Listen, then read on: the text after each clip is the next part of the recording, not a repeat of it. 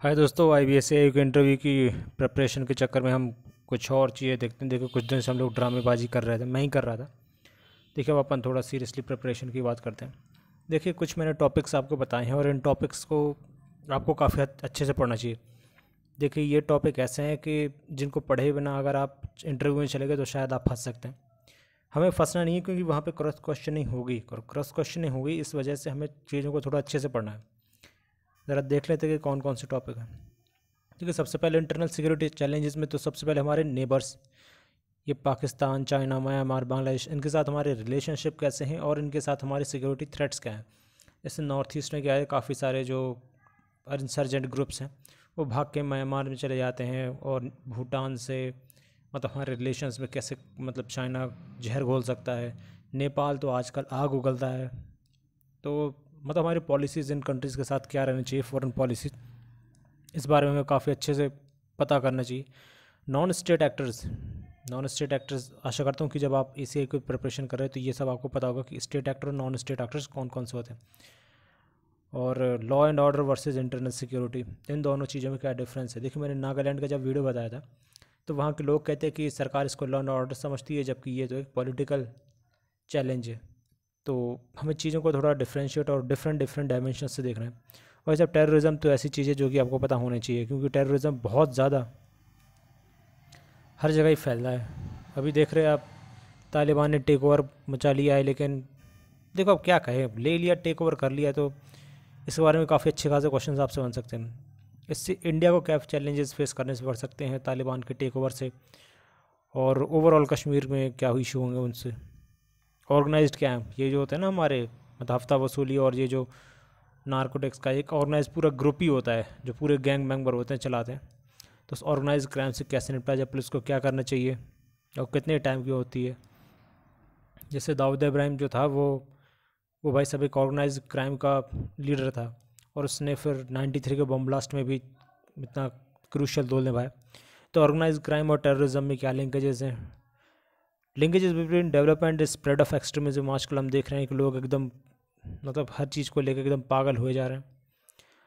और नक्सलिज्म तो भाई साहब ऐसा नासूर है जो जाने कितने टाइम से हमारे देश में चले जा रहा है, ख़त्म होने का नाम ही नहीं ले रहा है। एक टाइम पे this was the one of the most important threat that India was facing at that point of time. और previous prime minister Manmohan Singh said that it is the most imminent threat that the nation is facing. History क्या है नक्सल movement की, और नक्सलिज्म किस तरीके से internal security के लिए थ्रेट है, इस बारे में तो काफ़ी पढ़े होंगे। इंसर्जेंसी नॉर्थ ईस्ट में, देखिए मैंने इसके ऊपर एक दो वीडियो बनाए। अभी मैं असम में जो ग्रुप्स हैं उनके ऊपर बनाऊंगा। बॉर्डर एरियाज़ में क्या चैलेंजेस है, देखिए इन्फिल्ट्रेशन होता है, हमें पता है।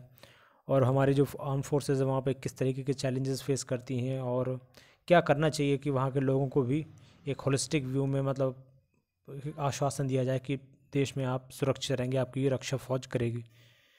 फिर बातें कर लेते भाई से साइबर सिक्योरिटी आजकल के टाइम पे आप देख ही रहेंगे अमेरिका में कितने सारे साइबर अटैक हो रहे हैं। जो अभी मुंबई में आपने सुना होगा कि मुंबई की पूरी लाइट चली गई थी।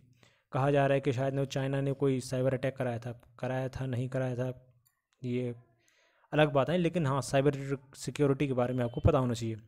साथ साथ साइबर वॉरफेयर, देखिए साइबर सिक्योरिटी एक अलग चीज़ होती है, साइबर वॉरफेयर अलग चीज़ होती है। तो इन दोनों में क्या डिफरेंस है। Social media and internal security threat, भाई साहब कहीं कोई कुछ कमेंट कर दे, पता चल रहा है उसकी वजह से कहीं दूसरी जगह पे दंगे हो जा रहे हैं या कुछ हो जा रहा है, लोग भड़क जा रहे हैं।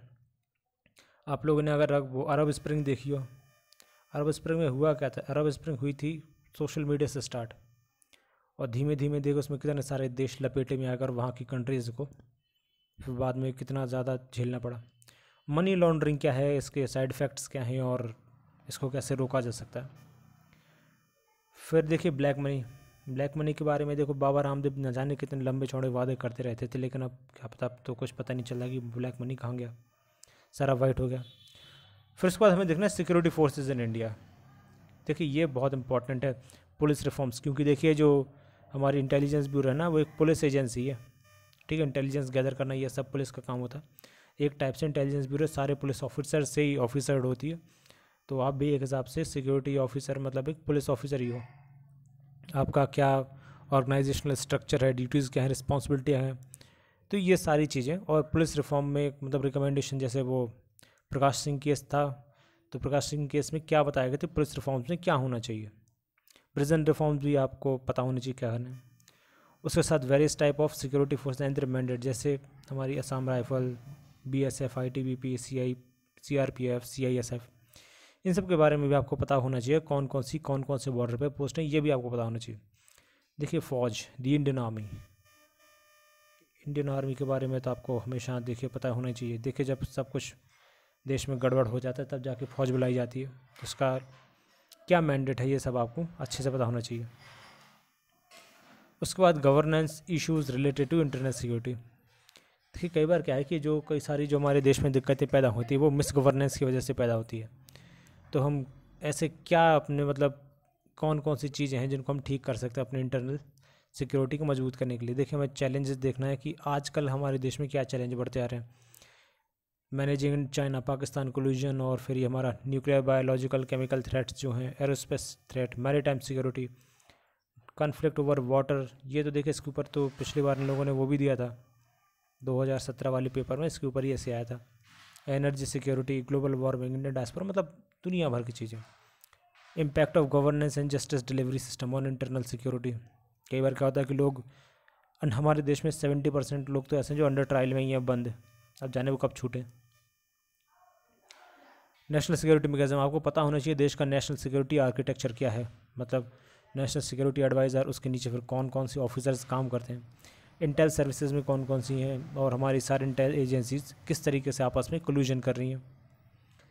Strategy for coastal and offshore security, इसके बारे में आपसे क्वेश्चन पूछा जा सकता है, क्योंकि हमें पता है कि जो कसाब आया था वो वाटरवेज से आया था, तो हमें पता होना चाहिए कि किस तरीके से हम हमारे वाटरवेज को अच्छे से सिक्योर कर पाए। मेक इन इंडिया का, देखिए बहुत सारे सरकार बहुत ज़्यादा इस बात पे आफ्टर पोस्ट पेंडेमिक तो ये कहा ही जा रहा है कि हमें जो भी बनाना है हमारे देश में बनाना है। क्या ये प्रोटेक्शनिज़म है या कुछ और? हमें प्रोटेक्शनिज़म की ओर जाना चाहिए, हमें इंडिजीनियस ने के चक्कर में हम ऐसा तो नहीं कि हम कहीं डी ग्लोबलाइजेशन कर रहे हैं। ये सारे क्वेश्चंस आपको पता होना चाहिए। तो यार इतने ये सारे टॉपिक्स थे जो कि ऑन एन एवरेज आप सबको पता होने चाहिए, और इनमें से ही काफ़ी सारी चीज़ों पे आपके क्वेश्चन पूछे जाएंगे। अगर इससे ज़्यादा अगर आपको कुछ और पढ़ना है तो आप पढ़ सकते हैं, लेकिन मेरे हिसाब से इतनी चीज़ों में काफ़ी कुछ आपका कवर हो जाएगा। इंटरनल सिक्योरिटी पर्सपेक्टिव से अगर आप इतनी चीज़ों को अच्छा होलिस्टिकली तैयार कर लें तो आप मान कीजिए आप कहीं फंसेंगे नहीं। तो बस जय हिंद।